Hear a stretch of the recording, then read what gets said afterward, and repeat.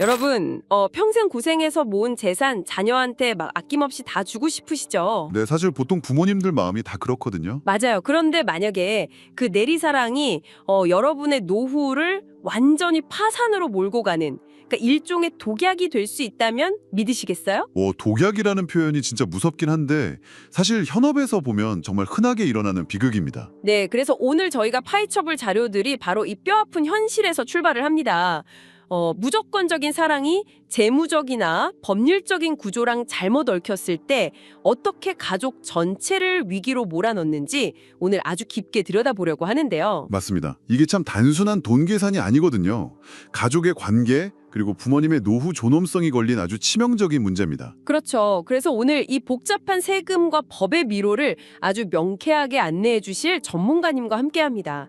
오늘 저희 미션은 명확해요. 맹목적인 사랑이 부르는 비극을 막고 자녀와 부모 모두가 행복해질 수 있는 합법적인 부의 이전 방식, 그리고 내 노후 방어 전략을 세워보는 겁니다. 네, 오늘 그 구조적인 이유를 2026년 최신 세법부터 대법원 판례까지 팩트 기반으로 아주 상세하게 해부해 보겠습니다. 아주 기대가 됩니다.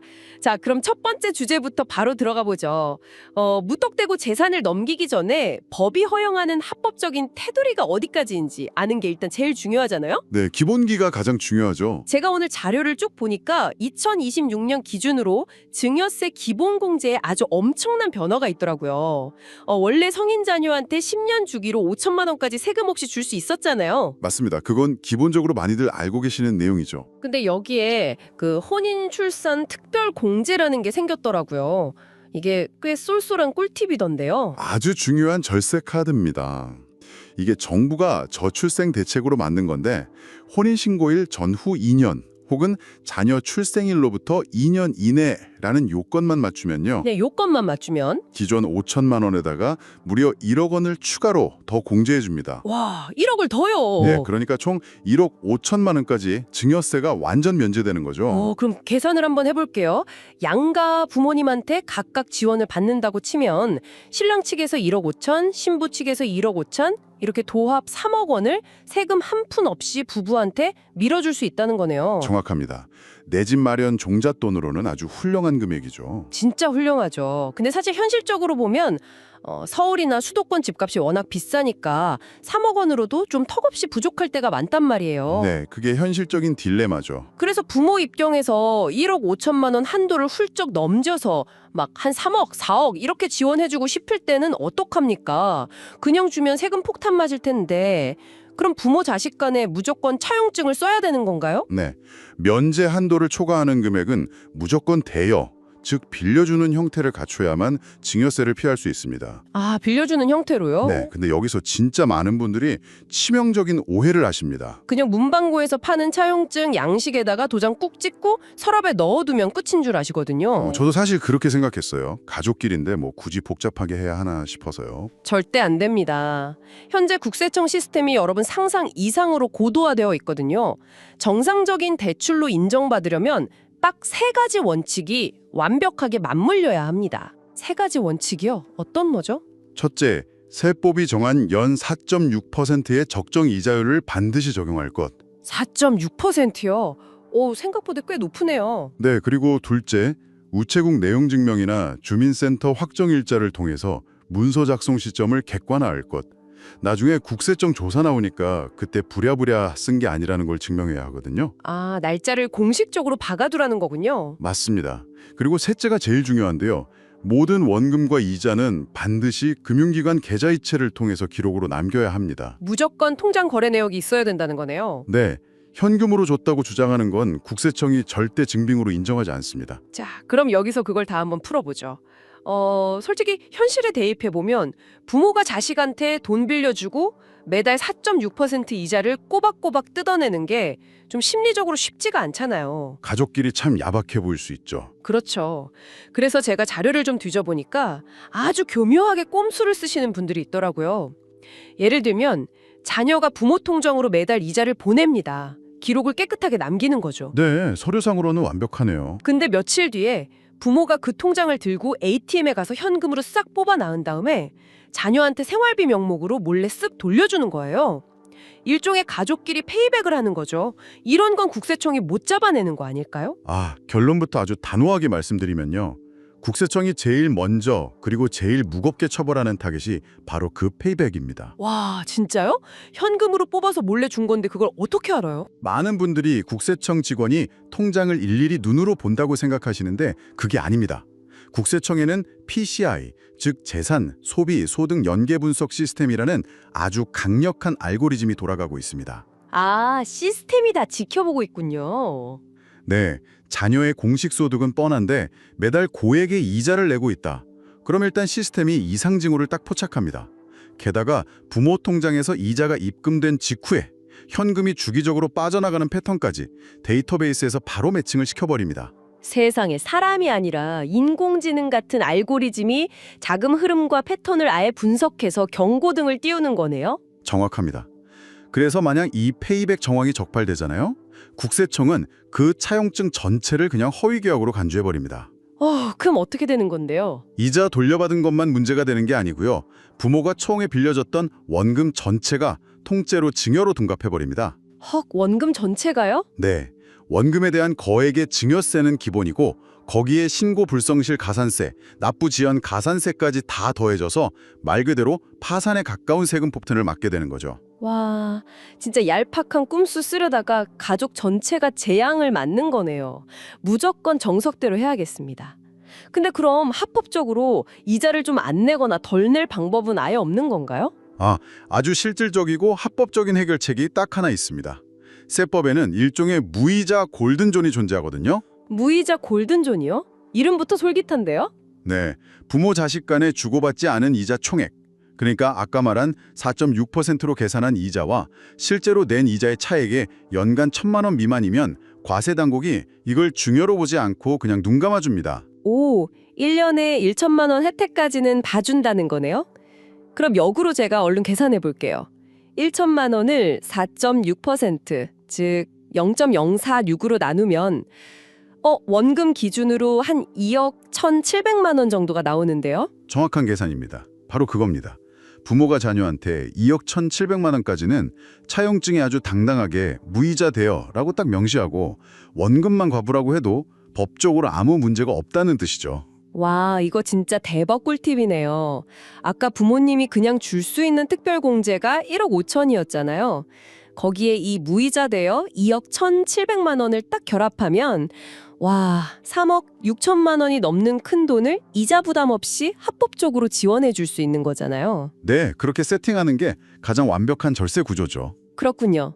자, 현금은 이렇게 정리하고 이번엔 부동산 자체를 아예 넘기는 경우로 한번 가볼까요? 다주택자 부모님들이 증여세 무서워서 자녀한테 집을 엄청 싸게 파는 그 저가 양도, 이거 진짜 많이들 하시잖아요. 네, 과거에는 그게 다주택자분들의 절세 바이블처럼 통했죠. 근데 2026년 지방세법 개정 이후로는 거기가 완전 지뢰밭이 됐습니다. 지뢰밭이요? 법이 어떻게 바뀌었길래요? 취득세를 매기는 구청의 논리가 180도 바뀌어버렸어요. 예전에는 20억짜리 아파트 지분 절반, 그러니까 10억 원어치만 자녀한테 넘기면 그 10억 원이라는 지분 가치만 기준으로 해서 할인율을 계산했거든요. 아, 지분만큼만 받다는 거군요. 네, 그래서 한 30% 싸게 팔아도 정상 매매로 인정받을 여지가 있었죠. 근데 지금은 서울 주요 구청들이 거래하는 지분이 아니라 부동산 전체 가액, 즉 20억 원 전체를 기준으로 시가 표준액을 아주 엄격하게 따집니다. 전체 가액을 기준으로요. 기준이 엄청 깐깐해졌네요. 그럼 구청이 정한 그 깐깐한 요건을 못 맞추면 대체 어떻게 되는 건데요? 요건을 못 맞추면 구청은 이걸 유상매매가 아니라 우회 증여로 아예 재분류해버립니다. 우회 증여로요? 그럼 세금 차이가 많이 나나요? 엄청나죠? 다주택자 부모가 집을 넘겼을 때 일반 매매면 취득세율이 한 1에서 3% 수준이잖아요. 근데 우회 증여로 걸리면 순식간에 최고 12%의 증여 취득세율로 돌변합니다. 와, 12%요? 네, 지방교육세까지 합치면 13.4%에 달합니다. 세상에, 10억 원어치 지분 싸게 받으려다가 취득세만 1억 3천만 원이 넘게 터진다는 거잖아요. 이거 뭐 싸게 사는 의미가 아예 없네요. 그럼 집 넘길 때 빚을같이 넘기는 부담부증여는 어때요? 전세보증금이나 대출금 같은 거요? 부담부증여도 진짜 메커니즘을 제대로 모르고 접근하면 바로 덫에 걸립니다. 핵심은 자녀가 부모 빚을 떠안았을 때 그 빚을 자녀 본인의 소득으로 진짜 갚아나갈 능력이 있느냐 이겁니다. 아까 그 국세청 알고리즘 말씀하시는 거죠? 네, 맞습니다. 국세청은 부채 사후관리 시스템을 통해서 그 빚이 완전히 영원히 들 때까지 끝까지 추적합니다. 만약에 자녀가 중간에 직장을 잃어서 부모가 몰래 대출이자를 대신 내주거나 원금을 갚아주면 시스템이 바로 잡아내겠네요. 즉각 적발되죠. 바로 증여세에 거액의 가산세까지 추징당합니다. 과세 당국이 평생 여러분의 채무 추적자가 되는 셈입니다. 와, 진짜 어설픈 편법은 알고리즘 앞에서 그냥 산산조각이 나는군요. 철저하게 합법적인 공제만 활용해야겠습니다. 자, 그럼 여기서 상황을 좀 더 나아가 볼게요. 부모가 방금 우리가 배운 지식을 다 동원해서 세무적으로 아주 완벽하게 자녀한테 집을 넘겨줬다고 쳐보죠. 네, 서류상 명의가 완전히 넘어간 상태군요. 네, 근데 그 이후에 이 재산을 싹 다 넘겨받은 자녀의 태도가 갑자기 돌변한다면요. 부모 입장에서는 쥐고 있던 마지막 카드까지 다 줘버렸으니까 통제력이 완전히 사라지는 거잖아요. 바로 그 지점이 세금의 영역에서 법률과 심리의 영역으로 넘어가는 가장 무서운 교차로입니다. 세금을 아무리 잘 방어해도 인간관계 리스크를 방어 못하면 노후는 그냥 파산이거든요. 그렇죠. 실제로 대법원 판례 중에 아주 기가 막힌 사건이 하나 있었습니다. 어떤 아버지가 아들한테 무려 20억 원 상당의 단독주택을 증여했어요.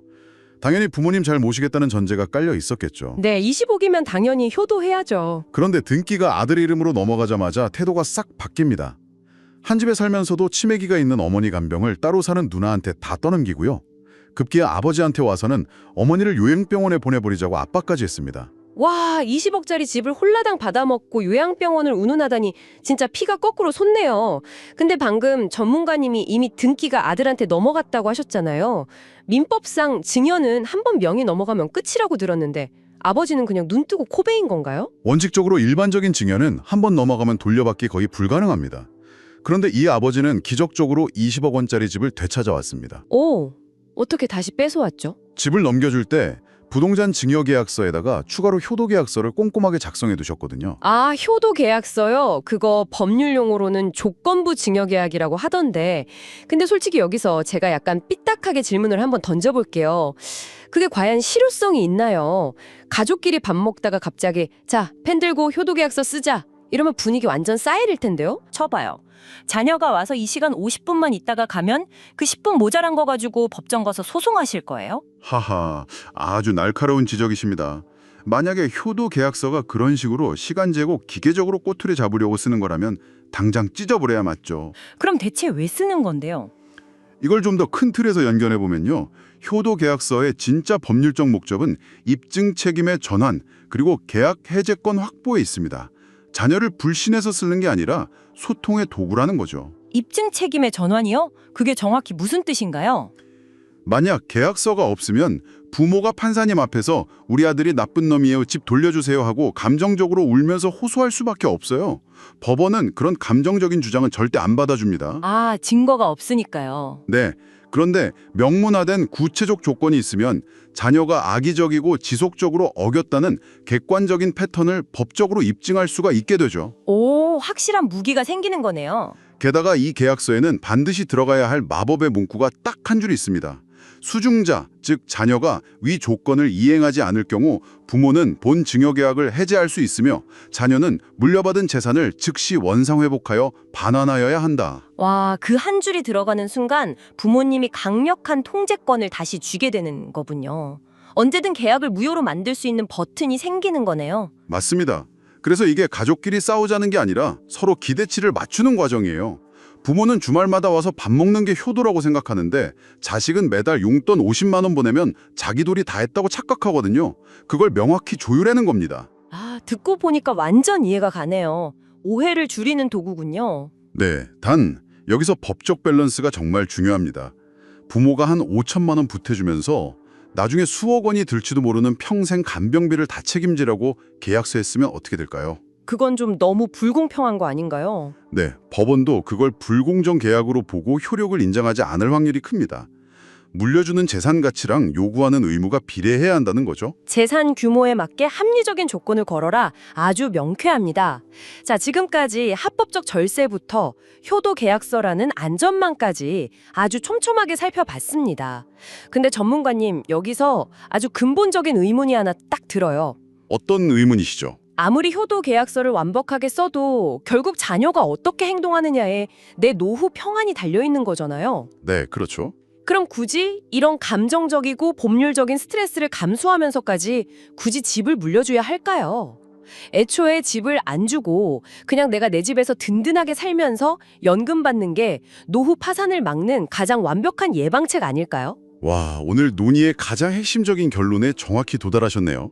자녀한테 재산을 어떻게 잘 줄까 고민하기 전에 부모 자신의 재무적 독립부터 확보하는 게 최우선입니다. 네, 제 말이요. 그 최후의 보루이자 최고의 무기가 바로 내 집을 담보로 평생 연금을 받는 주택연금입니다. 주택연금 진짜 많이들 가입하시죠. 근데 제 주변에 보면 가입하고 나서 딜레마에 빠지는 분들이 너무 많아요. 가입할 때는 집값이 5억이었는데 한 2년 뒤에 7억으로 올랐단 말이에요. 네, 부동산 상승기마다 늘 나오는 얘기죠. 그러니까 막 배가 아프신 거예요. 당장 연금 해지해버리고 나중에 비싼 집값으로 다시 재가입하거나 아니면 그냥 집 팔아서 목돈 챙기는 게 훨씬 이득 아니냐고 하시거든요. 주택금융공사 콜센터의 전화통 불나는 단골 질문입니다. 눈앞에 2억 원 차익이 보이면 당연히 해지하고 싶으시겠죠. 하지만 금융공학 관점에서 보면 주택연금 중도 해지는 엄청난 페널티 3가지를 동반합니다. 페널티가 3가지나 돼요? 어떤 건가요? 첫째, 해지하는 순간 그동안 매달 받았던 연금액 전액은 물론이고요. 거기에 붙은 복리이자까지 현금으로 한꺼번에 다 토해내야 합니다. 헉, 이자가 그냥 이자도 아니고 복리이자요? 네, 가입 기간이 길었다면 이 복리이자가 눈덩이처럼 불어나 있거든요. 그리고 둘째, 가입할 때 냈던 주택가격의 1.5%에 달하는 초기 보증료가 허공으로 그냥 날아갑니다. 1.5%면 9억짜리 집이라고 치면 한 1,350만 원이잖아요. 그 큰 돈이 매몰 비용으로 그냥 사라진다고요? 네, 1원도 못 돌려받습니다. 그리고 3번째 페널티는 더 무서운데요. 해지하고 나면 동일주택으로는 3년간 재가입 금지라는 룰이 적용됩니다. 여기서 제가 약간 반론을 제기해 볼게요. 수천만 원 비용 날리고 3년 동안 연금 못 받는 고통이 있어도 만약에 3년 뒤에 집값이 10억으로 폭등했다 치면요. 그때 가서 재가입해서 월수령액 2배로 뻥튀기 하면 무조건 남는 장사 아닙니까? 국가가 설계한 금융 시스템이 그렇게 만만하지 않습니다. 그 체리 피킹 꼼수로 원천 차단하려고 만든 강력한 룰이 바로 120% 규정입니다. 120% 규정이요? 그게 뭐죠? 해지하고 3년이 지나서 집값이 아무리 북등했어도요.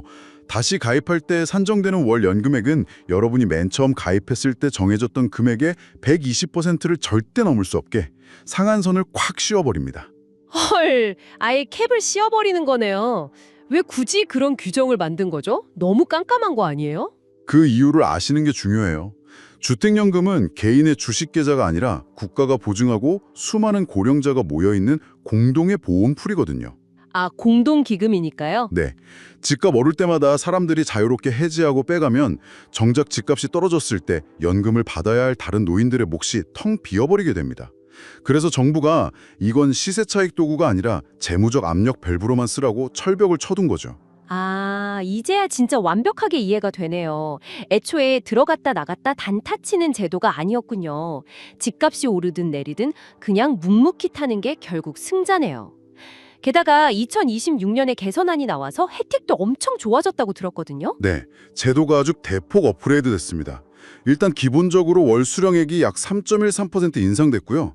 아까 그 아까운 초기 보증료도 1.5%에서 1.0%로 확 넓어졌습니다. 오, 부담이 많이 줄었네요. 그리고 제일 획기적인 게 거주 요건 완화입니다.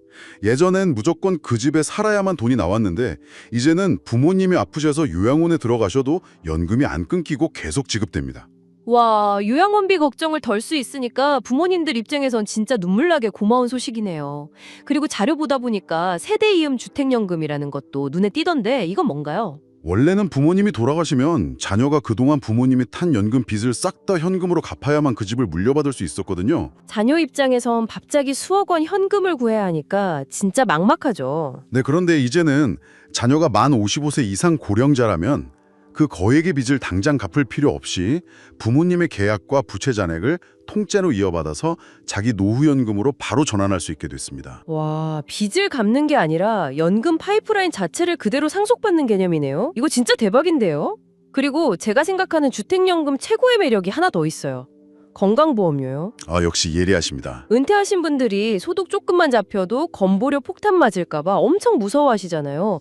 근데 주택연금은 한 달에 200만 원, 300만 원씩 받아도 건보료 산정 기준에 아예 안 들어간다면서요? 정확합니다. 주택연금은 세법상 소득이 아니라 내 집을 담보로 돈을 미리 땡겨 쓰는 대출로 분류되거든요. 대출이니까 소득이 아니군요. 네. 그래서 연금을 아무리 많이 받아도 건보료가 단 1원도 오르지 않습니다. 오히려 주택연금 가입한 집에 대해서는 재산세 감면 혜택까지 챙겨주죠. 와, 건보료 방어에 재산세 감면까지. 이건 진짜 노후자산 방어의 끝판왕이네요. 오늘 저희가 나눈 이야기들의 퍼즐이 이제 하나로 확 맞춰지는 느낌입니다. 네. 전체적인 그림이 보이시죠? 네. 결국 부의 이전이라는 건 단순한 꼼수가 아니라 알고리즘과 법적 구조를 정확히 이해하고 전략을 짜야 한다는 것. 그리고 맹목적으로 재산을 다 퍼주기보다는 효도계약서나 주택연금 같은 안전장치로 내 재무적 압력 밸브를 단단히 잠가두는 게 부모와 자식 모두를 살리는 길이라는 거네요. 맞습니다. 그래서 오늘 방송을 들으시는 청취자 여러분께 마지막으로 이 화두를 꼭 던지고 싶습니다. 어떤 화두죠? 우리는 보통 내 아이한테 어떤 재산을 얼마나 많이 남겨줄까? 이것만 평생 고민하잖아요. 네, 다들 통장 숫자만 생각하죠. 하지만 진짜 최고의 유산은 통장에 깃댄 몇억 원이 아닙니다. 부모 스스로가 완벽하게 경제적으로 독립해서 자녀 어깨에 단돈 1원의 금전적 부담이나 간병의 짐도 지우지 않는 그 든든한 뒷모습. 그것이야말로 자녀가 자기 삶을 온전히 살아갈 수 있게 해주는 가장 현명한 유산 아닐까요?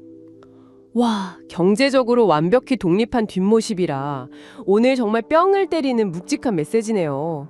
돈 문자라는 게 참 감정의 진흙탕에 빠지기 쉬운데 오늘 우리가 살펴본 이 객관적인 지표들이 여러분의 든든한 나침반이 되었길 바랍니다. 네, 이성적인 해독제로 잘 활용하셨으면 좋겠습니다.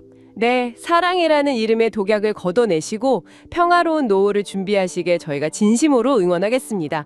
자, 오늘 저희가 분석한 내용은 여기까지고요. 다음 시간에도 여러분의 삶에 지켜줄 더 날카롭고 유익한 분석으로 찾아오겠습니다. 여러분 감사합니다.